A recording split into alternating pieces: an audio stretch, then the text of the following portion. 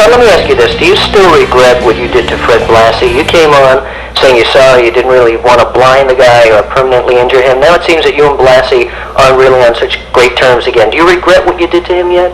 I don't regret anything. I mean, he's done many things to me which I don't want to cry about, but what I did to Blassie, I'd do it again. In fact, we're having a big one, loser leave town, in L.A., December the 21st, in a Blassie cage match, and this is going to be a big one. There's no referee, everything goes, it's going to be in a cage. You're going to beat him at his own game. That's right, and the loser is going to leave town. I got very tired of Blassie because this is all I've been hearing, Blassie this and Blassie that, Blassie Blassie. I got real bloody sick of him, and we're going to have it out and let it all lay down on the line and see who really is the best man. Okay, now when Blassie comes here, literally, he seems to have like a split personality, and it seems like the Mexicans out in Los Angeles love this man.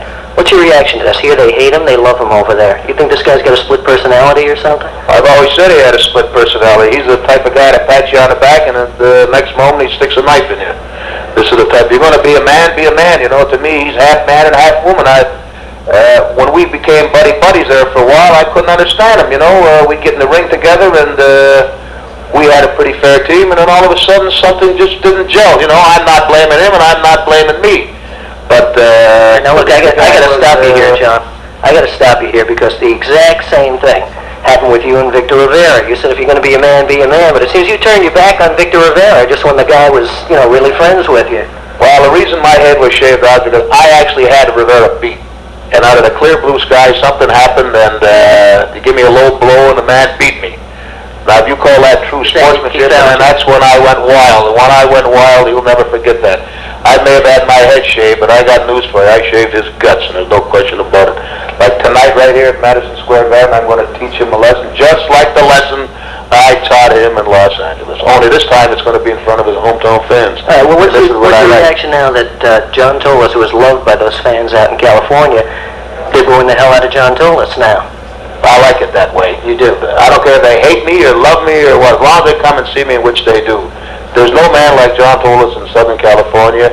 In fact, there's no man like Tolos, Maniac Tolos, in any wrestling city in the United States and Canada. That they hung on you? They hung on me, Maniac Tolos, the Golden Greek, Jerk Tolek. I don't care what they call me. They can call me everything because deep down inside, the fans, the wrestling fans know that I am not only a great wrestler, but I am a great, great athlete. And when I'm in that ring, I give not 1,000%, but 1,000,000% of my ability. Okay, now why doesn't John Tolos get a title shot? Brisco hasn't come out to California. Morales hasn't gone out there when he held the title.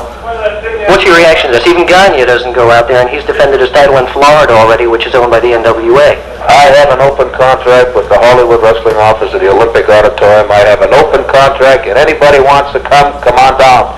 In fact, I tried to get here a long time ago to get Morales, but they refused. I tried to go to Minneapolis and get Gagne, they refused.